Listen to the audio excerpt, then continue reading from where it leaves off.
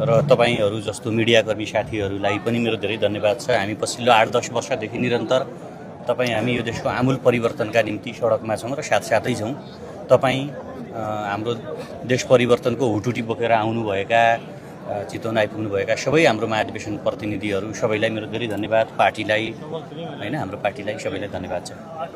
हेमराजी, अलिकति तपाईँको लागि भावुक क्षण पनि हुनसक्छ, किनकि तपाईँ पटक पटक भनौँ न अभियानमा केही सङ्घर्षहरू गर्नुभयो, देशको लागि केही गरौँ या फेरि समाजको लागि केही गरौँ, नेतृत्व लिने होडमा जहिले रहनुभयो, साथसाथै इलेक्सन पनि लड्नुभयो।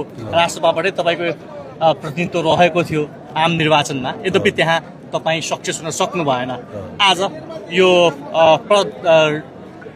केन्द्रीय सदस्यको निर्वाचनमा निर्वाचित हुँदै गर्दा त्यो क्षणलाई कसरी सम्झिनुहुन्छ? प्रतिनिधि सभामा हालसालै गएको मैले धेरै भनेछु, यो पदभन्दा पनि जिम्मेवारीको कुरा हो होइन।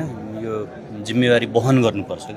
हामीले धेरै थरी कुराहरू बोलेका छौँ माइतीघर मण्डलाबाट। यो देश कस्तो हुनुपर्छ, राजनीतिक दल कस्ता हुनुपर्छ, हामी कस्तो हुनुपर्छ।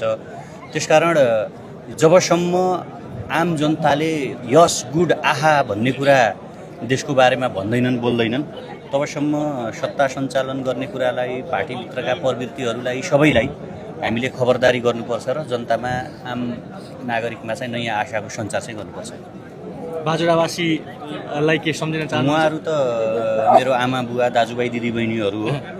उहाँहरूको धेरै सेवा चाहिँ मैले गर्नु छ, धेरै सेवा गर्नु छ। उहाँहरूलाई मैले गर्नु छ त्यो मलाई थाहा छ। पार्टीभित्रबाट त्यो सम्भव छ?